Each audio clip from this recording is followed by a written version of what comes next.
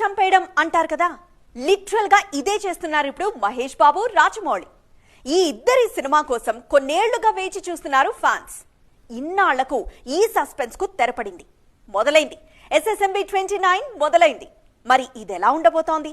Shooting ఎప్పటి నుంచి మొదలు కాబోతోంది? ఇప్పటి నుండి మహేష్ బాబు ఫ్యాన్స్ కు అన్ని మసాలా న్యూస్లే రాబోతున్నాయి. ఎందుకంటే రాజమౌళి సినిమా ఓపెన్ అయిందిగా. 2 ఏళ్లుగా ప్రీ ప్రొడక్షన్ లోనే ఉన్న ఈ చిత్రం ఎట్టకేలకు అల్యూమినియం ఫ్యాక్టరీలో పూజా కార్యక్రమాలతో ఓపెన్ అయింది. తన సినిమా ఓపెనింగ్స్ కొచ్చే అలవాటు లేని మహేష్ కూడా దీనికి హాజరయ్యారు.